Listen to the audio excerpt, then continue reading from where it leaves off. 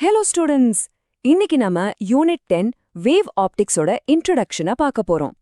இந்த topic physics புரிஞ்சுக்கிறதுக்கு ரொம்ப முக்கியம், ஆனா கொஞ்சம் கன்ஃபியூசிங்கா இருக்கும்னு சில பேர் நினைப்பீங்க. கவலைப்படாதீங்க, இது ரொம்ப சிம்பிள். கான்செப்ட தெளிவா புரிஞ்சுக்கிட்டா எக்ஸாம்ல ஃபுல் மார்க்ஸ் வாங்குறது ஈஸி. வாங்க ஸ்டார்ட் பண்ணலாம். நீங்க எப்போவாவது யோசிச்சிருக்கீங்களா, ஒரு சோப் பபிள் மேல எப்படி இவ்ளோ அழகான கலர்ஸ் வருதுன்னு? இந்த ரெயின்போ கலர்ஸ்க்கு காரணம் அந்த சோப் தண்ணி இல்ல, அது லைட்டோட நிஜமான கேரக்டர்ல இருக்கு. அத பத்தி தான் இன்னைக்கு நம்ம படிக்க போறோம். சரி, அப்போ இந்த டாபிக்கோட மெயின் கேள்விக்கு வருவோம். நம்ம இப்போ வரைக்கும் லைட்டா ஒரு ரே, யானி ஒரு நேல் கோடு தான் நினைச்சு படிச்சோம். ஆனா அதை தாண்டி லைட்டுக்கு இன்னொரு ரகசிய அடையாளம் இருக்கு. அது என்னன்னு பார்க்கலாம் வாங்க. நம்ம லாஸ்ட் சாப்டர்ல படிச்ச ரே ஆப்டிக்ஸ், ரிஃப்ளெக்ஷன்ஸ், ஷேடோஸ்லாம் எக்ஸ்பிளைன் பண்ண ரொம்ப யூஸ்ஃபுல் தான். ஆனா அந்த சோப் பபிள்ல வர கலர்ஸ அதை வச்சு எக்ஸ்பிளைன் பண்ண முடியாது. அதுக்கு நம்ம லைட்டோட சீக்ரெட் ஐடென்டிட்டியை புரிஞ்சுக்கணும்.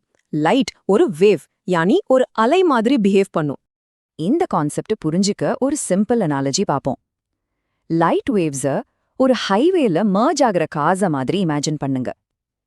சில நேரம் கார்ஸ் ஒன்னா சேர்ந்து ரொம்ப ஆர்கனைஸ்டா நீட்டா போகும். சில நேரம் ஒன்னு சேர்ந்து ஒரு டிராஃபிக் ஜாம், ஒரு கேஆஸ் கிரியேட் பண்ணும் இல்லையா? லைட் வேவ்ஸும் அப்படிதான். ஒன்னா சேரும்போது ஒன்னு சப்போர்ட் பண்ணி பிரைட்டா ஆகலாம், இல்லனா ஒன்னு கேன்சல் பண்ணி டார்க்கா ஆகலாம். சரி, இப்போ இந்த லைட் ஒரு வேவ் மாதிரி பிஹேவ் பண்றதுக்கு சில ரூல்ஸ் இருக்கு. அது என்னன்னு பாப்போம். ரொம்ப ஸ்ட்ரெயிட் ஃபார்வர்ட் தான், சோ டோன்ட் வரி. இத பார்த்து உடனே பயந்துராதீங்க. இதுதான் அந்த பிளேன் வேவோட ஒஃபிஷியல் ஈக்குவேஷன்.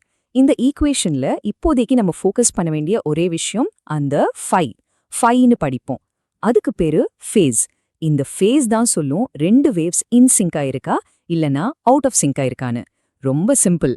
ஓகே, இந்த 5 சிம்பிள் ஸ்டெப்ஸ்ல வேவ் ஆப்டிக்ஸோட கோர் கான்செப்ட்ஸை புரிஞ்சுக்கலாம். ஃபர்ஸ்ட், லைட் ஒரு வேவ், அதனால தான் அது பெண்ட் ஆகுது, ஒன்னு சேருது. செகண்ட், ஃபேஸ் தான் எல்லாத்தையும் டிசைட் பண்ணுது.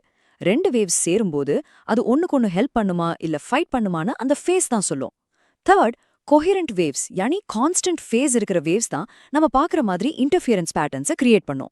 ஃபோர்த், லைட்டோட வேவ் லென்த் ரொம்ப சின்னதா இருக்கிறதால நம்ம டெய்லி லைஃப்ல பார்க்க முடியாது, ஆனா அது எப்பவுமே ஆப்ஸ்டிகல்ஸை சுத்தி பெண்ட் ஆகும். ஃபைனலா அது ஒரு டிரான்ஸ்வர்ஸ் வேவ். டிரான்ஸ்வர்ஸ் வேவ்னா என்ன? ஒரு கைத்த மேல கீழே ஆட்டினா எப்படி அலை போகுமோ அது மாதிரி அலை போற திசைக்கு செங்குத்தா அதிரும்.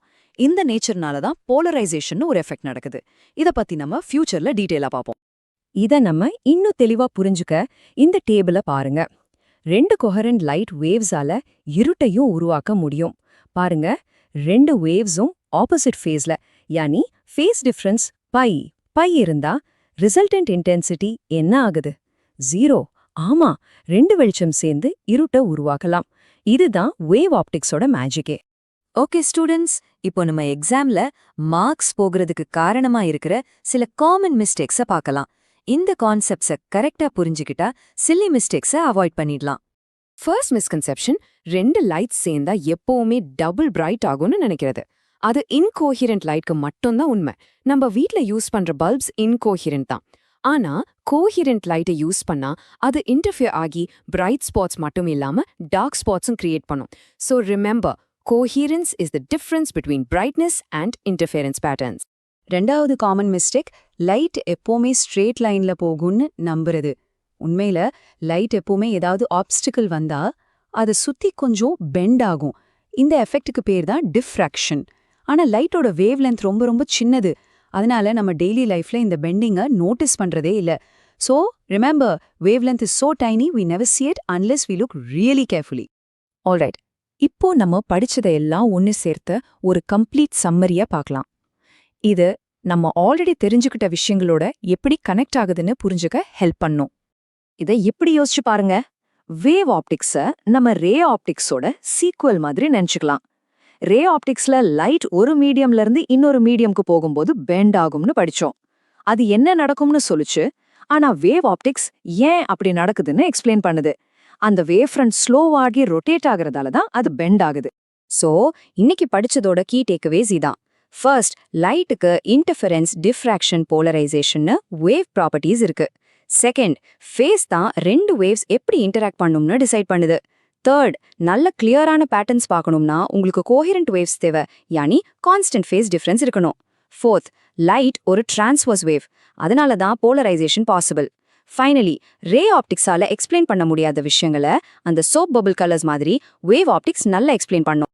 ஓகே, இப்போ ஒரு ஃபைனல் கேள்வி. லைட் ஒரு வேவ்னு இன்னைக்கு கன்ஃபார்ம் பண்ணிட்டோம் இல்லையா? அப்போ அதே லைட் எப்படி ஒரு பார்ட்டிகிள் மாதிரியும் பிஹேவ் பண்ண முடியும்? இந்த கேள்வியோட தான் நம்ம அடுத்த chapter dual nature of matter and ரேடியேஷனுக்கு உள்ள போக போறோம். So think about it. அடுத்த செஷன்ல பார்க்க